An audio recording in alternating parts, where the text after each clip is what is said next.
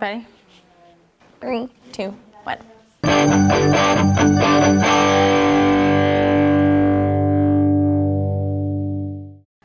Hey everyone, and happy Tuesday! We are back here in the showroom today to talk to you about cabinet drawers.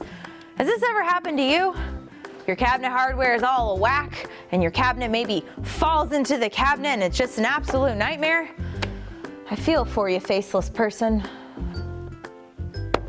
Anyways, we're going to talk to you about cabinet tracks and how to replace them. First, let's talk about the two kinds of mounts.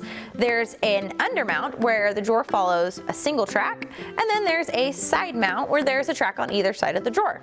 There's pros and cons to both. Each kind has the option to close normally or soft close like these drawers in our showroom.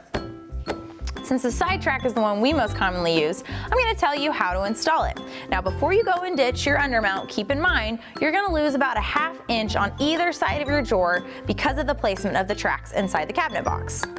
There are two ways to mount your brackets. The first is to the cabinet box itself. The other is by adding a piece of wood and installing the bracket to that. Now the difference is, once you install this, it is not adjustable. However, if you install it to the cabinet box, this back bracket allows it to be adjustable. Now, how to install. First, you're gonna take this short piece off of the bracket, and it's real simple. See? So easy.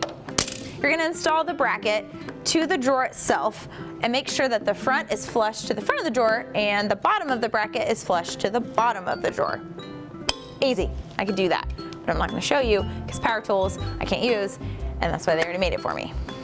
Next, you're gonna take the outside piece of your bracket and install it to either your box frame or to the additional wood piece, whichever method you choose to use. Make sure that you install your bracket about a 1/16 of an inch back from the actual opening of the cabinet box. One other tip, make sure you keep the ball bearings area clean.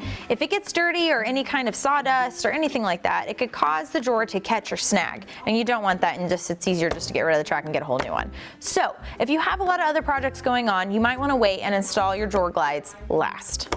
That's all we have for you this week. Leave any questions or comments below. We hope you learned a little something. I know I did. We had to go slow and explain it, but I feel like I could do this myself. I feel like I could do it.